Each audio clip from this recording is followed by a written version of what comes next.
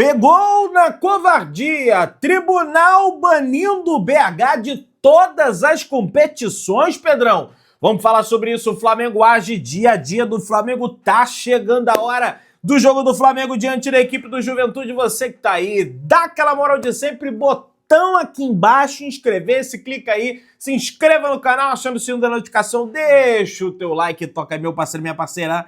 Tocou, então vem comigo, Brunegro, vamos às notícias do Flamengo, dia de treino normal no CT Ninho do Urubu. Já posso dizer que depois de amanhã o Flamengo já vai jogar, vai entrar dentro de campo depois dessa terrível data FIFA que nós tivemos aí. Tivemos 2 jogos ontem da Copa do Brasil, o Vasco se classificou nos pênaltis diante da equipe do Botafogo e o Cruzeiro mandou o Galo para casa do chapéu. Adiantou de nada, né? No final das contas, ter eliminado o Flamengo desmobilizado da competição. Mas dia de treino normal no CT Ninho do Urubu para a partida de depois de amanhã, às 4 horas da tarde. E tem uma informação em relação ao treino, pessoal. De ontem tivemos uma ausência, eu trouxe a informação que os atletas que estavam nas suas respectivas seleções naturalmente se representariam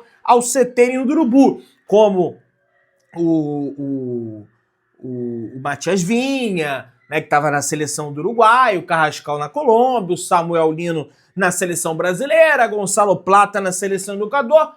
Todos esses se apresentaram, com exceção do Gonçalo Plata, pessoal. Pois é, o Plata foi ausência no treinamento do Flamengo ontem na quinta-feira, tá? Então apenas 3 dos jogadores do Flamengo que estavam com as suas seleções retornaram da data FIFA, tá? O equatoriano, único jogador rubro-negro que atuou nos 2 jogos da data FIFA, por isso foi liberado para mais um dia de folga pelo clube e volta hoje, na sexta-feira, tá, pessoal? Então não é, caramba, Pedrão, caso de disciplina, começou, não tem nada a ver essa situação. Além do Plata, outros 4 atletas não participaram do treino com o grupo, com o técnico Felipe Luiz.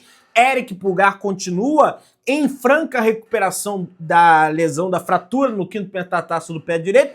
Inclusive, será submetido hoje a um exame de tomografia, um exame de imagem para ver como se encontra a evolução do Eric Pulgar, do pé.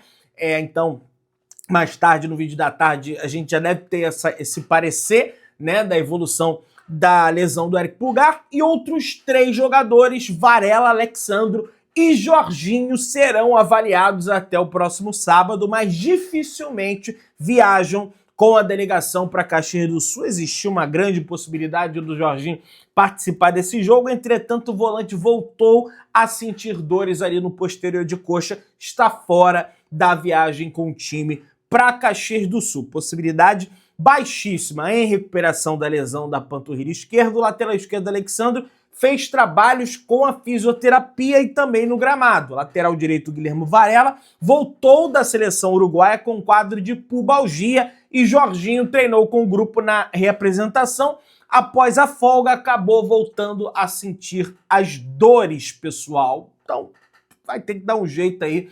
Felipe Luiz tem o Carrascal, tem essa galera toda aí disponível, né? O próprio De La Cruz, que andou lesionado durante um bom tempo, está disponível aí pelo Felipe Luiz. Pessoal, a equipe do Mirassol, é sabido de todos nós aqui, foi uma das equipes que mais dificultou a vida do Flamengo no Maracanã nesse ano. Foi 2-1 magro do Flamengo, equipe muito bem treinada do Mirassol. Em entrevista ao jornalista Duda Garbi, o Francisco da Costa, que jogou contra o Flamengo, né, quando ele atuava pelo Bolívar, pela Copa Libertadores da América no ano passado, até fez gol no Flamengo, não poupou elogios ao elenco do Flamengo, ao Flamengo. Ele falou: a gente foi lá, perdeu e eu fiquei meio frustrado. Falei, a gente podia ter conseguido um empate. Quando eles tocaram 8 no Vitória, eu falei, vamos agradecer. Eles até abriram 2-0, mas a gente descontou. Mas, assim, honestamente também, o jogo foi controlado pelo Flamengo. Por mais que a gente tenha performado bem, é um time que controla principalmente lá no Maracanã. O Jorginho deu um tiro no De Arrascaeta. Quando esse passe entra, quem tá marcando vê que é um gatilho de pressão. O passe é ruim, tá apertado. Ele jogou de calcanhar, o Plata, devolveu de ombro. Aí tu tem que tocar um violino e apreciar. Vai pressionar como?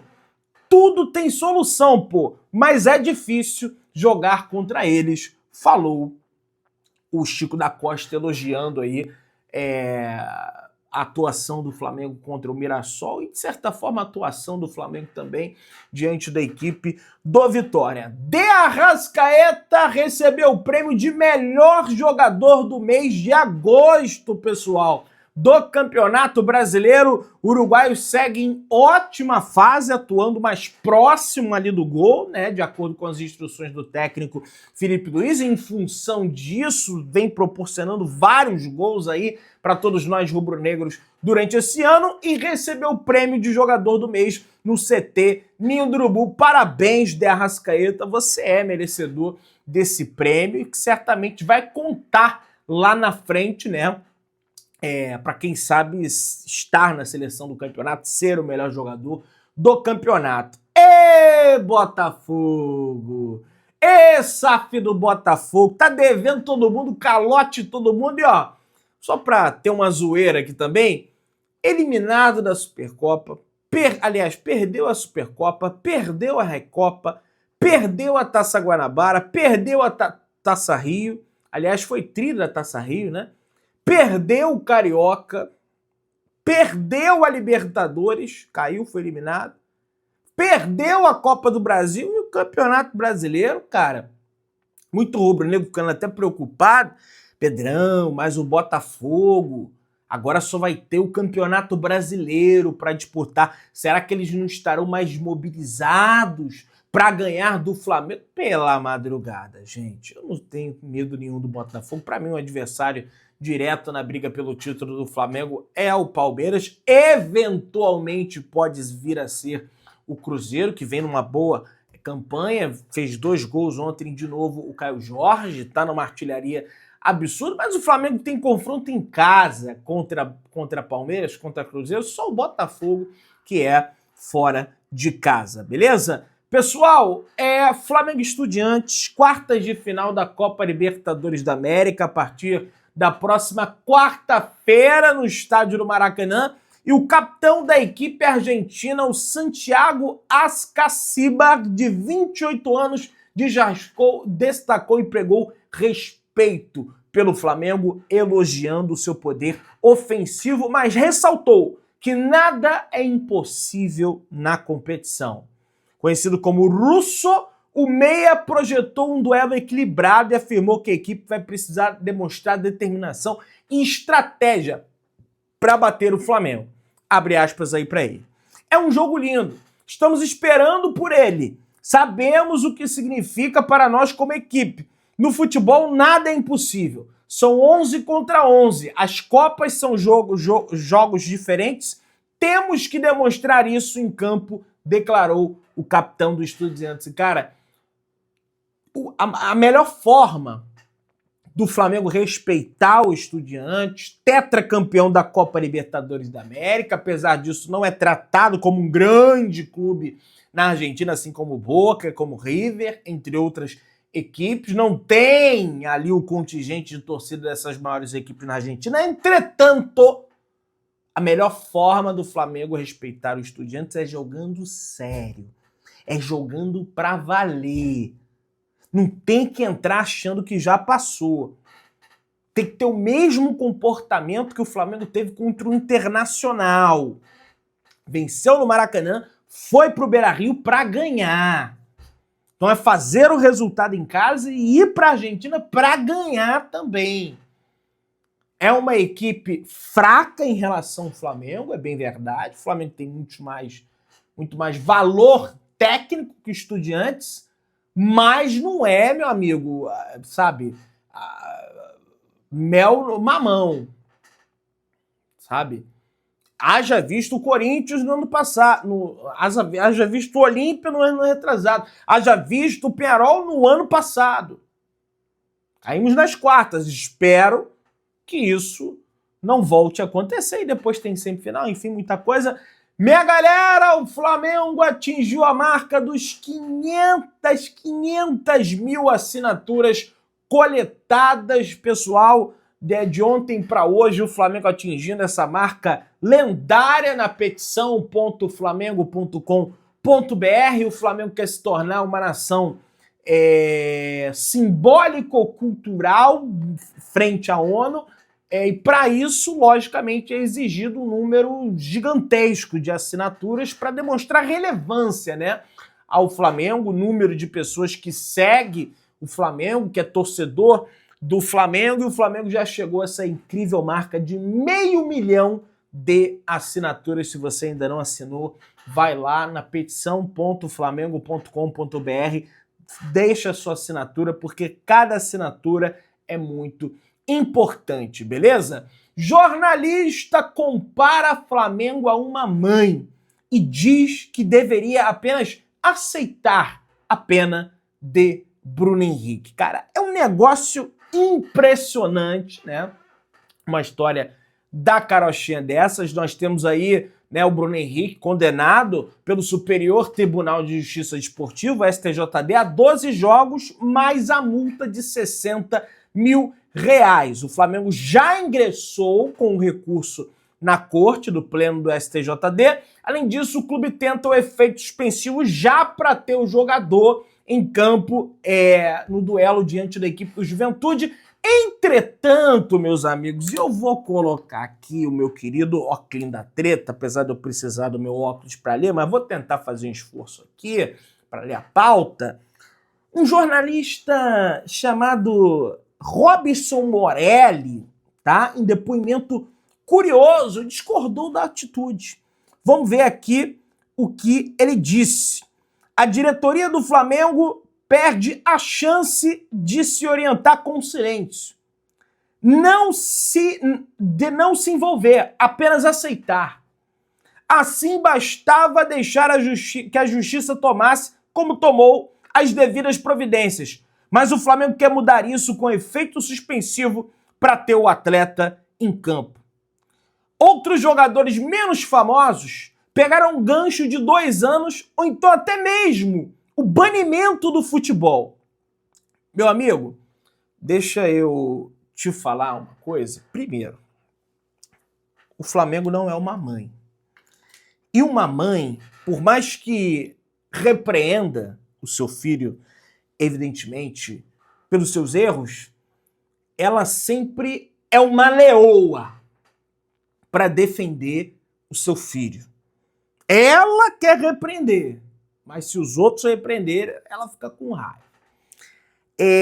Agora, o Flamengo não tem nada a ver com mãe, e é direito do Bruno Henrique ter o contraditório. É direito do Bruno Henrique ter ampla defesa. Haja visto que o procurador, a pena atribuída ao Bruno Henrique, ela quase foi prescrita. Os próprios auditores do STJD estavam em discordância antes de entrar no mérito da situação. Ainda na etapa preliminar do julgamento do STJD, foi 3-2. 2 votaram pela prescrição do processo e 3 votaram pela não prescrição do processo. Então aí você já vê que teve contraditório. E você não deve jamais comparar a situação de outros atletas que foram suspensos por anos, eventualmente até banidos do futebol, com o caso do Bruno Henrique, porque são casos completamente diferentes. O Bruno Henrique não prejudicou o Flamengo, ponto. No caso, o próprio Flamengo solicitou ao Bruno Henrique que ele tomasse o cartão amarelo. No caso desses outros atletas, eles prejudicaram seus respectivos clubes. Os seus respectivos clubes se sentiram prejudicados frente a essa ação desses respectivos atletas, né? Eles macumunaram com uma quadrilha a fim de receber lucro pessoal. Eles receberiam dinheiro para tomar aquele cartão. Não foi o caso do Bruno Henrique. O Bruno Henrique já iria tomar aquele cartão.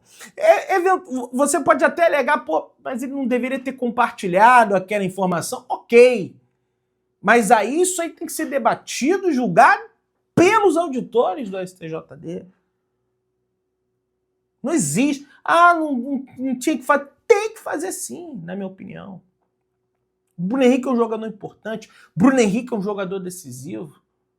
Foi decisivo contra o Internacional. Já pensou se não tivesse ele em campo? Acho também que ele não deveria ter compartilhado aquela informação sensível. Mas daí você dizer que, não, porque o Flamengo não deveria fazer nada, tinha que ser igual uma mãe, eu entendi o que você quis dizer, uma mãe sempre vai repreender o seu filho quando ele está errado. Evidente, uma mãe correta, mas também vai defender o seu filho de possíveis injustiças que ele pode estar sofrendo, tá? E aí, minha galera, por volta da madrugada, mais ou menos, tivemos a informação, tá? O acórdão, que eu já expliquei aqui, o acórdão é uma espécie de documento, pelo que eu estudei, não sou jurista, não sou, enfim, tenho até interesse pela área, mas sou jornalista e sou criador de conteúdo e tenho orgulho disso, então corro atrás das situações. O acórdão é um documento do qual ficam registrados nele toda a ação do julgamento do Bruno Henrique, as condenações, as motivações, enfim, tudo isso. O acórdão foi publicado, finalmente foi publicado, e nesse acórdão, tá, prevê um ofício à CBF, tá, para internacionalização da pena. Sugestão partiu da Procuradoria do STJD e foi acatada pelo relator para o final do processo, tá, pessoal? Internacionalizar a pena foi sugestão da Procuradoria, de acordo com o artigo 70.1 do Código Disciplinar da FIFA 2025, que diz o seguinte, vamos ler aqui. Se a infração for grave em particular, mas não se limitando à discriminação, manipulação de partidas e competições de futebol, má conduta contra árbitros ou falsificação, bem como uso ou assédio, enfim, assédio, as associações, confederações e outros órgãos organizadores esportivos deverão solicitar ao comitê disciplinar a extensão das sanções impostas para que tenha um efeito mundial. Cara, não vejo isso aqui nesse caso, pelo menos eu. Manipulação de partidas não tem manipulação, ele manipulou o jogo. De competições de futebol não tem, má conduta contra o árbitro não tem, assédio contra o árbitro não tem, não vejo, tá? Enfim, por essa situação foi o relator do caso, o Alcino Guedes, tá?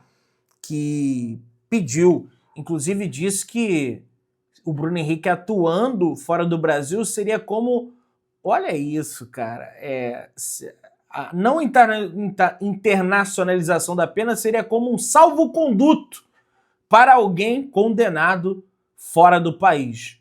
Comparando até uma situação de uma pessoa condenada, o ofício só será enviado à CBF após o final do julgamento em segunda instância, inclusive não pode ser enviado ainda, porque o Flamengo recorreu e isso vai ser julgado no pleno do STJD. Então, pelo menos contra o Estudiantes, ele está liberado para atuar, porque isso não pode ser publicado, porque o julgamento do pleno sequer foi marcado ainda. A ver as cenas dos próximos capítulos. O que você achou disso? Deixa aqui embaixo nos comentários. Tamo junto, se inscreva no canal, aciona o sino da notificação, deixa o teu like, tamo junto, saudações brunegras.